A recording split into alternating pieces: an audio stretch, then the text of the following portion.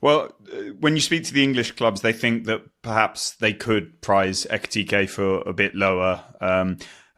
Seb and the German perspective, understandably, could be different, and it's Eintracht Frankfurt's gift to ask for whatever they like. Maybe if a club got to 80 and some add-ons or whatever, I don't know how they would structure it. But there is some optimism that it's not quite as high ultimately as Eintracht sort of letting it be known, but there is still significant financial commitment when it comes to the player as well, on salary and commissions around it too, and many people asking the same question as you: how would Manchester United finance it? I don't know that they're going for him fully, so I think that's a bit hypothetical.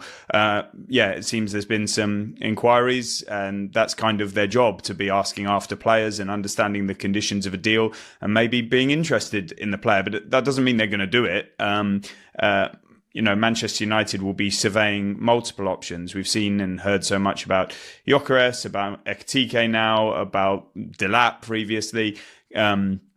Look, they managed to get the Cunha deal done. They clearly had some more money than that because they were ready to do the Delap deal. In the absence of Delap, they're ready to do or exploring doing the Brian and Burmo deal, and he wants to join them, and there's a very good chance that will happen, but it's not there yet. And then afterwards, the impression you've got is that they'll need to sell. And so based on the success of sales, players such as Marcus Rashford, Jadon Sancho, Alejandro Garnacho, maybe a departure for Rasmus Højlund, whether it be loan or permanent, which would also free up squad space as well for a striker to come in.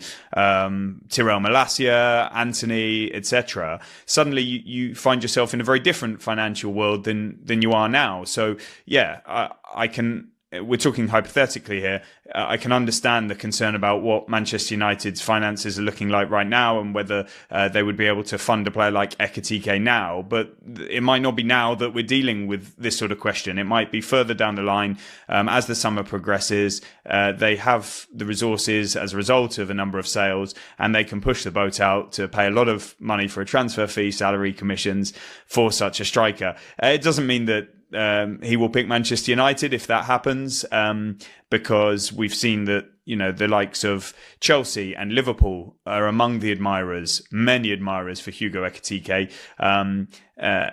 There's no obligation for Eintracht Frankfurt to sell at all, as Seb explains a lot better than me, and so it is part of Manchester